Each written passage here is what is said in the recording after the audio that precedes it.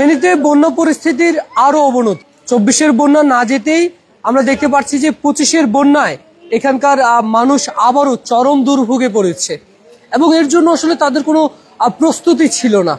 আপনারা দেখতে পাচ্ছেন আমি এই মুহূর্তে রয়েছি পরশুরাম ফুলগাজীর যে আঞ্চলিক মহাসড়ক রয়েছে ফেনীগামী, সেই আঞ্চলিক মহাসড়কে একেবারে পুরোপুরি কিন্তু যান চলাচল বন্ধ রয়েছে এবং সড়কেই হাঁটু সমান, হাঁটুর চেয়ে বেশি কিন্তু পানি রয়েছে। আর অপরদিকে বৃষ্টি কিন্তু এখনো পর্যন্ত থেমে নেই।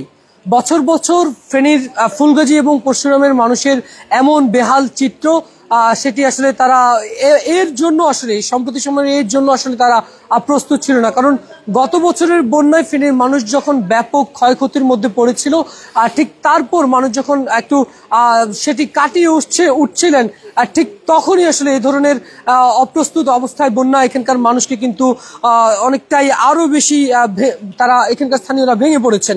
যার ফলে আমরা দেখতে পাচ্ছি যে মানুষজন কিন্তু ঘর থেকেই কোনো কিছু বের করতে পারেননি। বাড়িঘরেই থেকে হঠাৎ করে এই পানির যে তীব্রতা বা পানি বাড়ার যে সময়, সেটি খুবই অল্প সময় থাকার কারণে মানুষজন কিন্তু এর জন্য তারা বাড়িঘর থেকে কোনো মতে বেরিয়ে এসেছেন বলে আমাদেরকে স্থানীয়রা জানিয়েছেন।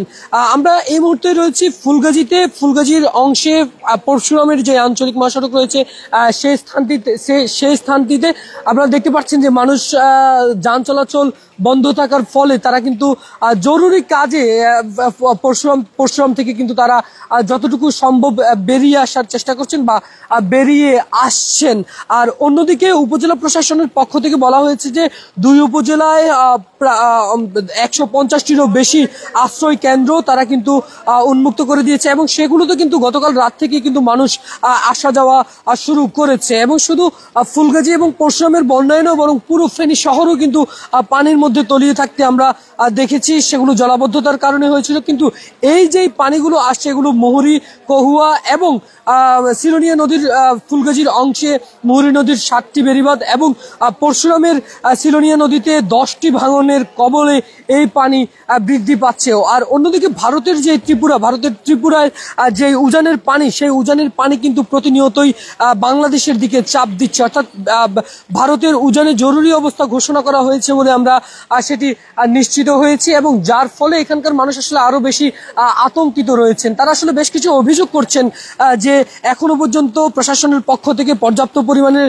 উদ্ধার কার্যক্রম বা খাদ্য সহায়তা বা অন্যান্য যে সকল সহযোগিতাগুলো সেগুলো আসলে দেওয়া হচ্ছে না। তবে উপজেলা প্রশাসন বলছে যে তাদের এই সকল কার্যক্রমগুলো অব্যাহত রয়েছে। তবে প্রান্তিক পর্যায়ে আসলে মানুষ কতটুকু পাচ্ছেন সে বিষয়ে তিনি আসলে দেখছেন বলে আমাদেরকে জানানো হয়েছে। আর অন্যদিকে এই পানি বৃদ্ধির সাথে সাথেই কিন্তু বৃষ্টির পরিমাণ কিন্তু কোনোভাবেই কমানো যাচ্ছে না। আমরা কিছুক্ষণ আগেই আবহাওয়া অধিদপ্তরে আমরা কথা বলছিলাম। আবহাওয়া অধিদপ্তর থেকে আমাদেরকে জানানো হয়েছিল যে সকাল 9টা পর্যন্ত 306 মিলিমিটার বৃষ্টি রেকর্ড করা হয়েছিল গত 24 ঘন্টায় এবং বর্তমানে বিপদসীমার প্রায় 95 সেন্টিমিটার উপর দিয়ে কিন্তু পানি প্রবাহিত হচ্ছে। আর এছাড়াও আমরা দেখতে পাচ্ছিলাম যে উত্তর শ্রীপুর, এছাড়াও পরশুরামের বেশ কয়েকটি স্থান, আমরা সুবরবাজার সহ বেশ কয়েকটি এলাকার খবর আমরা পাচ্ছিলাম। সিলোনিয়া মুহুরী নদীর যে বেড়িবাঁধ ভেঙে সেগুলো আসলে ইতিমধ্যেই লোকালয়ে কিন্তু পানি প্রবেশ করে গেছে। সবকিছু মিলিয়ে আসলে এখানকার আরো একটি তথ্য আমরা আপনাদেরকে জানিয়ে রাখি। বিভিন্ন স্বেচ্ছাসেবকরা কিন্তু কাজ করছেন। তারা প্রায় 2500-এর বেশি স্বেচ্ছাসেবীরা কিন্তু প্রস্তুত রয়েছেন বলে আমাদেরকে জানানো হয়েছে। ফেনীর মানুষ বলছে যে গত বছরের যে বন্যায়, সে বন্যায়ও আসলে ফেনীর মানুষের জন্য অর্থায়নের জন্য বা পুনর্বাসনের জন্য যে কথা বলা হয়েছিল সেই কথা আসলে রাখা হয়নি। এর পাশাপাশি আসলে সেই টাকা যেমন তারা পায়নি, ঠিক তেমনি এবার 24-এর যে ভয়াল যে বন্যা গিয়েছে, সেই বন্যার পর ব্যাপকভাবে আসলে আলোচনা হয়েছিল যে মুহুরী, কহুয়া, সিলোনিয়ার যে বেড়িবাঁধ, সেই বেড়িবাঁধ নির্মাণের জন্য সরকারের পক্ষ থেকে ব্যবস্থা গ্রহণ করা হবে। সেই বেড়িবাঁধ আসলে নির্মাণের নামে প্রতি বছরের ন্যায় এবারও আসলে বেড়িবাঁধ নির্মাণ হয়েছে।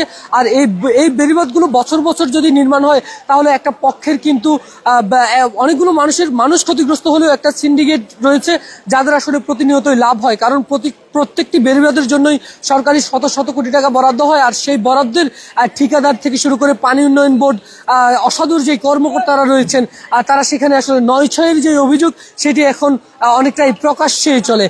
সবকিছু গেলেও বছরের পর বছর গেলেও এখানকার মানুষ আসলে এই যে মুহুরী, সিলোনি এবং কহুয়া নদীর যে দুর্ভোগ পানির যে বেড়িবাঁধ, সেখান থেকে কিন্তু এখানকার মানুষের মুক্তি মিলছে না, তাই এখানকার মানুষ অনেকটাই ক্ষোভ জানিয়েছেন।